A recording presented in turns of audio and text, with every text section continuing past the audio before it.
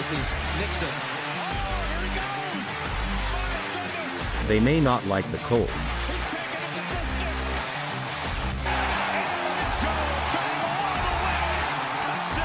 but they represent the green and gold. Love to Watson. Going deep, has a man, it's caught, Watson is in, touchdown Green Bay.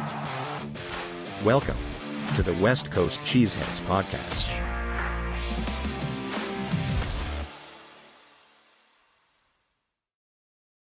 Welcome again, Packer family, to an all-new episode of the West Coast Cheeseheads podcast. As you know, I'm your host, Mateo, alongside with my co-host, Joe, and thank you for joining. So, last episode, we ended up recapping our Week 5 game versus the Las Vegas Raiders. Now, that game was pretty bad. This week, Week 7, we ended up going into Denver to play the Broncos. This game was really bad. And so there's a lot of things that we need to touch and go over in this episode. But first, I'd like to give a huge shout out to all of our listeners and thank each of you for always joining us on the West Coast Cheeseheads podcast. And if you haven't yet, please smash or like that subscribe button and be notified whenever new episodes are coming out. You can also find and follow us on Facebook at West Coast Cheeseheads Podcast, Instagram at WC Cheeseheads Podcast, or Twitter and TikTok at WC Cheeseheads. And we are here to provide you with all information, anything and everything Packer related. We may not like the cold, but certainly still rep the green and gold. So, Joe, how you feeling, man? Not good. Not good. Plain and simple, not good. This Packers team is awful. They're terrible. Let's get into it. I'm livid with this team. Yeah, I think you're sharing the same feelings with most Packer fans out there. I mean, there's a lot that are still out there that are still saying, hey, we could still come back from this, but this game was really bad. And so we've got a lot of stuff to talk about. And first off, let's go over the first half of this game, okay? So once again, this team is just coming up flat. They're just not playing well in the first half. We have no scoring drives that are occurring in the first half. It's like they're coming out sleeping. I don't know what's happening. What do you think, Joe? Yeah, this team is definitely not a first half team. They come out flat. They come out not ready to play. They are moving slow. Jordan Love is terrible in the first half. He's not moving with confidence. Our offensive line lets pressure in the first half. We go 3 and out consistently, putting our defense out there on the field more often than they should be. We are coming out flat consistently throughout the season in the first half. I don't know if Matt LaFleur needs to kick these guys in the butt or what, but every single game we come out this season in the first half, we are flat. We're not ready to play. Something needs to change because it puts us in a hole from the get-go. And then we go to the second half and we need to find our way back. We seem to play pretty okay in the second half in most of our games, but by that time we've already created ourselves such a big hole that it's impossible for us to come back. We actually took the lead in this game against the Broncos, but it was too little too late, and Broncos ended up pulling off the victory. But if we don't put ourselves in that hole, if we don't come out flat, we win outright in this game, and we're not even talking about a loss. So I don't know what needs to happen, but these boys need to get ready, and as soon as that clock starts running, they need to come out ready to play. Yeah, I mean, it really is just what has happened each game. We put ourselves in this really deep hole, and then you need to come back out of it.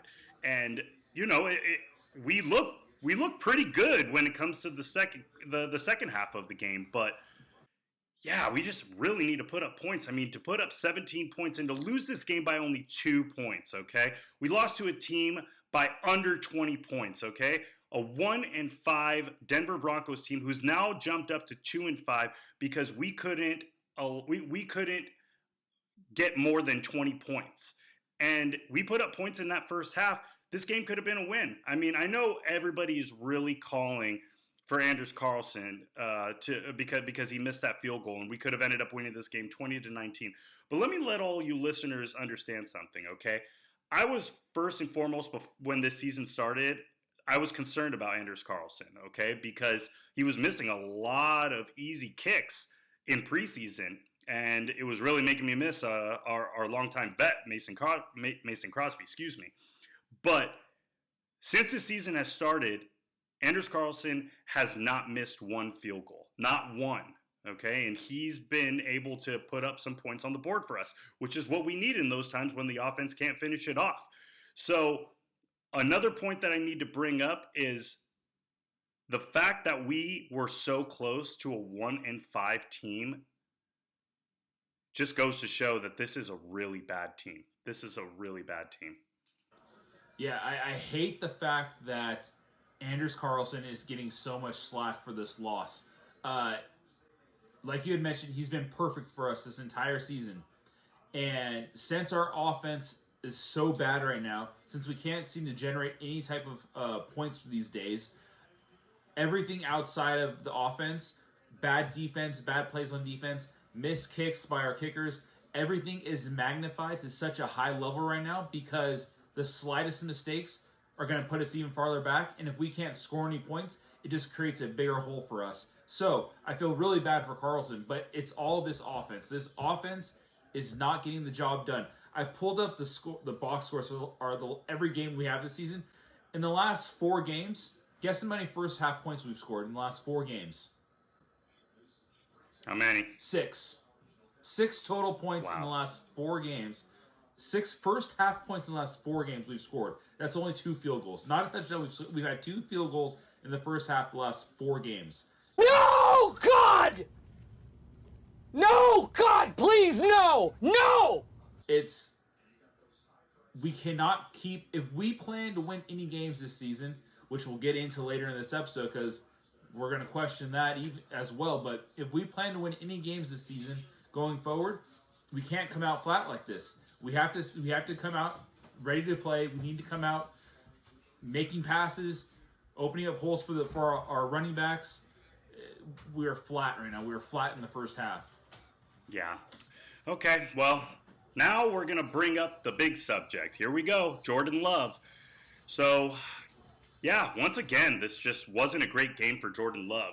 You know, he was really just underthrowing a lot of people, not reading the field very well, and just not creating any type of opportunities. So, once again, I just was really unimpressed with Jordan Love. And, you know, I mean, we're getting to that halfway point in the season. And so I'm curious how they're going to continue to move forward. And I know a lot of people out there are really starting to call for Sean Clifford to just hit the field and bench Jordan Love. But we're still a little too early in the season to see this. I think we still need to see what happens the next couple games. And we can go moving forward from there. But we're gonna talk about how we're gonna move forward with this season a little bit later on. But Joe, I want to get your take. How did you feel about Jordan Love in this game? Honestly, Mateo, I don't know how there are any Packer fans out there still that still support this guy, that still support him, that still want him out there in the field. He's not a starting quarterback at all. He does not have the caliber of play that requires a starting quarterback. He does not deserve to be out there as the quarterback's number one in the number 1 spot. He is consistently underthrowing receivers. He is consistently throwing behind receivers. He's consistently being late on routes that receivers are running. There's so many open balls, open receivers out there that he's just clearly missing. There was a route that Christian Watson ran where he ran to an open space, and if Jordan Love just picked him up 2 seconds earlier, he would have easily made the completion. But instead, he's late on that route, misses Christian Watson, throws behind him, and then it's 4th down. We have to punt. So many times this happens. He missed Romeo Doubs, underthrew Romeo Doubs on a couple passes. That last interception to end the game, he underthrew the tight end. I believe it was it Sims? Was it Sims? It was Sims. Underthrew Sims to allow the safety to come over and intercept that ball. This is my nightmare. The 2 touchdown passes that he had were pure luck. He underthrew Romeo Doubs in the end zone, and the defender made a clear interception. Thank God Romeo Doubs made a very good play, very aggressive play, and ripped that ball out of his hands for the touchdown pass, or for the touchdown. His touchdown pass to Jaden Reed, he underthrew Romeo Doubs again, or threw behind him, hit off Romeo Doubs' left shoulder, and thank God deflected right into Jaden Reed's arms. Like, it's pure luck that the 2 touchdowns that he threw against the Broncos. He's not a high caliber quarterback. He does not have the knowledge. He's underthrowing. He's flat out missing receivers, period. He's not reading the field at all. Jordan Love is done in my eyes. He's done. He does not deserve to be out there on the field. And anyone who thinks that is, I don't know what to tell you, because the proof is in the pudding. He's not a good quarterback whatsoever. Yeah, and I mean it's really just out there. I mean if there's any Packer fans that are out there and you guys are watching this game, I mean hopefully you guys are seeing what we're seeing. But I have to say that second touchdown, I couldn't believe. Sheer luck. I was sitting on the couch and my hands just went up into my head, just going, wow, we missed it. And then I saw Reed with the ball and I was like, oh my God, okay, we really just walked away with that one. That was awesome. So we got lucky. We really did. We got lucky that we were able to walk away with the 7 points from that drive. But I do have to give Jordan Love a slight bit of credit on that one, just a slight bit, because at least he read the defender going up there and getting himself into the passing lane. So he pump fake and then threw it sidearm. But when he throws his sidearm, if he doesn't throw behind Romeo Doubs, that's an easy 6 for Romeo Doubs instead of having to worry about the deflection to Jaden Reed, So anyways, go on. I'm sorry. I just had to mention that. Yeah, all good. So another stat that I'm looking at here is the Green Bay receiving, okay? Our leading receiver was A.J. Dillon with 34 yards and 2 receptions, okay? That's got to say something right there. A.J. Dillon, with only 34 yards, was our leading receiver, okay? Jordan Love finishes this game 21 for 31, 180 yards, 5.8 average, 2 touchdowns, 1 interception, and a QBR rating of 77.6. Okay? I mean, you look at this on paper and it's just not adding up. It's not adding up for us to be able to have a winning season, okay? So something has to change, whether it's from the front office, whether it's from the coaching staff, or whether it's from Jordan Love. Something needs to change here because this isn't going to cut it. Yeah, and he does go 21 for 31, which isn't bad, but it's like 66%. But a lot of those passes are check down passes to wide receivers when he's under pressure, or check down passes to running backs out of the backfield when he's under pressure. These aren't quality passes that he's completing. They're very short passes, short slants that any mediocre quarterback should complete. It's the passes that require top-notch ability that he's not completing. Maybe as Packer fans, we're spoiled with Aaron Rodgers and Brett Favre these last 2 generations, because those guys were able to pinpoint into small, tiny windows and get the ball to the receivers. Jordan Love is just missing way too much, and we don't have the quality of receivers out there right now in order to make up for his mistakes and for his poor quality. If we had some guys out there like Justin Jefferson or prime Julio Jones or something like that, maybe these mistakes that Jordan Love would make wouldn't be as magnified because they'd be able to use their ability to make up for it. But we don't have the quality of receiver right now to make up for his mistakes. And because of that, the poor balls are going incomplete. The poor balls are getting intercepted. Jordan Love is just a poor quarterback. He's a poor quarterback. Okay, so yeah, now let's move on to the next subject, okay? Because we're going to talk about the defense here, okay? And I'm not going to say that the defense necessarily had a bad game, okay? I know there's a lot of Packer fans that are out there that have some mixed feelings about the defense here, okay? But you have to remember, this defense held the Broncos to 19 points, under 20 points, okay? So with that being said, our defense did what should have been enough, okay? With that being said, at one point in this game, we scored our first touchdown, okay? So at this point, the game was 10-16. So our defense now knows that we're going to have to get 2 stops, okay? 1 stop, touchdown, another stop, okay? Because once we scored that second touchdown, the game is now 17-16. We have to get that next stop because even giving them the field goal, Get you the final score that we have now, 19-17. Our defense couldn't come up with that stop. And that was a crucial stop that we needed. I don't want to necessarily completely rely on the defense in that matter, but in this case, we did need that stop. Offense did come up with the points. We needed defense to come up with that. And so I'm not going to completely blame the defense on this, but in that matter, they should have come up with the stop.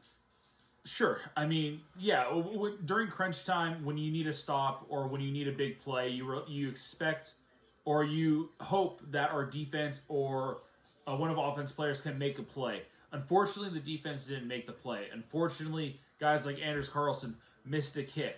But because our offense, like I'm going to mention it again, because our offense is so bad and we can't score points, everything else gets magnified to another level, because if we don't capitalize on those couple of opportunities, because we have so few opportunities, we will lose the ball game. If our offense was just a tad bit better or a tad bit crisper and can score a couple more possessions, we win this game, and you're not putting as much pressure on the defense or Anders Carlson.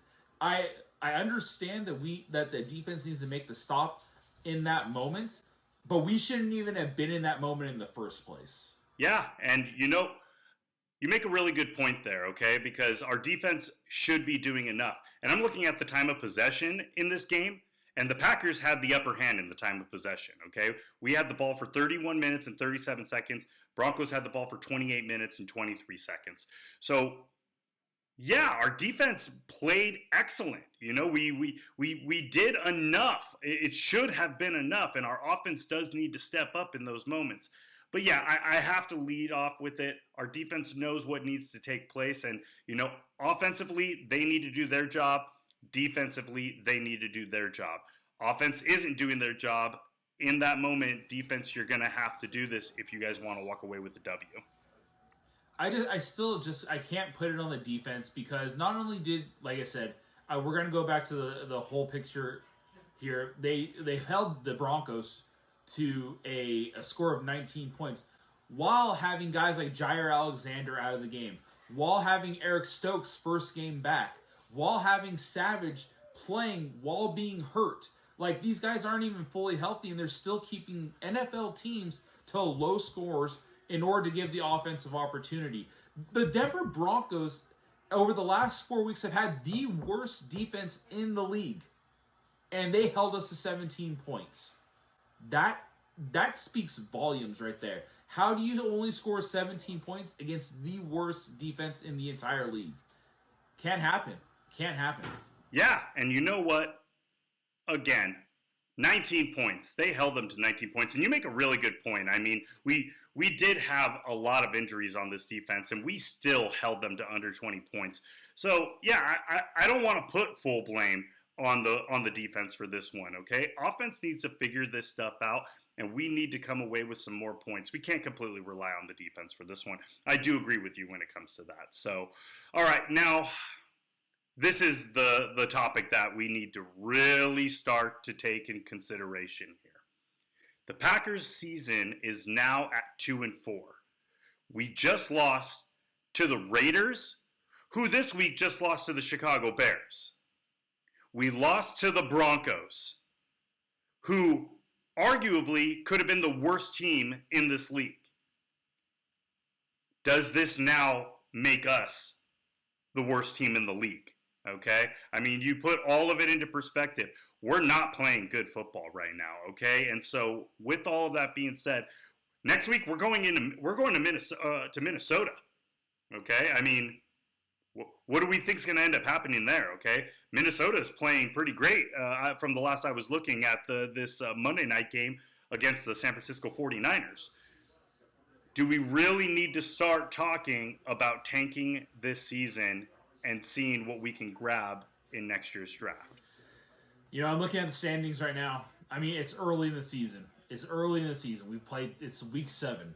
There's only 2 teams out there with worse record than we have, and that's the Carolina Panthers and the Arizona Cardinals.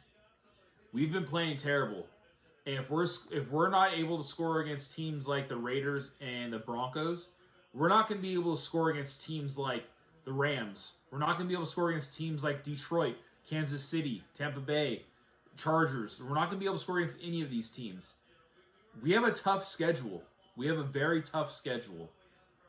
And to be honest with you, again, I've said it before. It's early, but you know what? Like, this is just me being realistic. I think we toss in the flag. I think we toss in the flag, and every win going forward is detrimental to our future, because that'll give us all of losses will give us an opportunity to get a higher draft pick.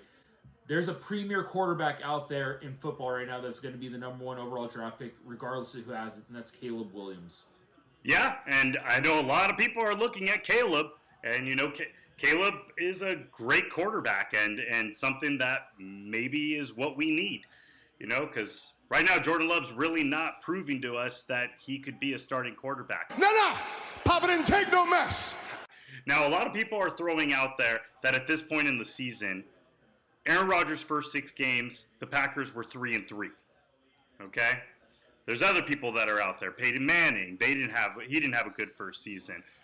Joe Burrows, he didn't have a good first season. Justin Herbert, he didn't have a good first season. And all these guys are playing to their caliber now. So, yes, it could still possibly be early. But with all that being said, I don't know what the stats are as far as who it was that they played at that point. Okay, are we talking about they were playing against a Kansas City Chiefs team? Were they playing against a Green Bay Packers team with Aaron Rodgers at that point? I don't know.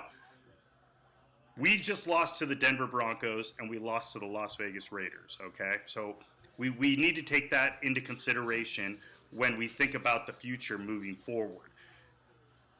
This next game against the Minnesota Vikings is really going to be crucial. This is really going to help us understand how this team is going to move forward. So I'm looking forward to it, or as of right now, I'm not really looking forward to it. Let me be very clear, because this hasn't been good or fun football to watch, Green Bay Packer football. So I guess we'll see what ends up happening. Joe, what do you think? You talk about guys like Peyton Manning and Aaron Rodgers and Justin Herbert and Joe Burrow having poor first seasons. Understood. Every quarterback deserves an opportunity to prove himself. But we also have to realize, like, this isn't Jordan Love's first year in the league. A joke. He's been sitting and learning from one of the best quarterbacks of all time. He's had time to develop. He's had time to learn plays. He's had time to learn his arm strength. This isn't his first year in the league. It's his first year as a starter, yes, but it's not his first year in the league. I don't see Jordan Love getting better. He's not a starting NFL caliber quarterback. He's a backup. He's an NFL backup, and I am firmly in the boat, and I'm just being realistic that we're not going to win very many games this season. So why win any at all? What's the point of winning if we're not going to be anywhere close to the playoffs? What's the point of winning if losing games will get us a high draft pick? I'm in the tank boat right now, fully in the tank boat. Yeah. Well, any listeners that are out there, we'd love for you to be able to chime in. So go ahead, and we're going to put up a post in our Facebook group, and we'd like for you to contribute your opinion on the matter. How do you feel we move forward with this season? Okay, so go ahead and make sure that you follow us on our Facebook page at West Coast Cheeseheads Podcast. So with that being said, I want to move on to, it's another one of our segments that we like to do. So Joe, who's your stinky cheesehead player of the day? It's going to Jordan Love again. Jordan Love is not proving himself to be a starting quarterback. He consistently underthrows people. He consistently throws behind people. I sound like a broken record. Jordan Love is not good. Period. Flat out period. He's terrible. He's beyond stinky cheesehead for me. Okay. Yeah, and unfortunately, I've got your back. I've had your back, Jordan Love, but I got to give it to you too. This just wasn't another good game for you, and I'm hoping that you could try to figure something out. I'm pulling for you to try to figure something out, but you're really not making it easy on any of us Packer fans that are out there. So, Jordan Love, yeah, you get my stinky cheesehead player of the day. And with that being said, I know there's not much good or Gouda, I should say, out of this game. But Joe, who's your Gouda player of the day? You're right. There's not much good that came out of this game. I wanted to give it to the defense because they kept us at least in the ball game, but I gave it to the defense last week. So I'm gonna go ahead and give it to AJ Dillon. 15 carries for 61 yards, 2 receptions for 34 yards. Had a pretty decent game. AJ Dillon gets my Gouda this week. Yeah, you took the words right out of my mouth because I was actually going to give this to A.J. Dillon too. I mean, he really did have a great game. I mean, leading in receiving and leading in rushing yards as well. I mean, unfortunately, Aaron Jones just really didn't perform. I think they were just limiting him once again in this game. And so hopefully he'll be healthy enough to be able to move forward in this game against Minnesota. And we can see where we can go from there. But with that being said, you did give it to A.J. Dillon, so you know what? I'm giving this Gouda player to all of you listening out there, Packer family. You are my Gouda players of the day because the fact that you guys can still continue to watch this team, even as bad as they're playing, proves that we truly all root for the green and gold through the good and the bad times. And with that being said, that concludes this episode. Thank you all again so much for listening. We truly appreciate it. And if you haven't yet, please smash and like that subscribe button to be notified whenever new episodes are coming out. You can also find and follow us on Facebook at West Coast Cheeseheads Podcast, Instagram at WC Cheeseheads Podcast, or Twitter or TikTok at WC Cheeseheads. We truly appreciate it and thank each of you for joining us on the West Coast Cheeseheads Podcast. We may not like the cold, but certainly still rep the green and gold. Go Pack Go. Have a great week.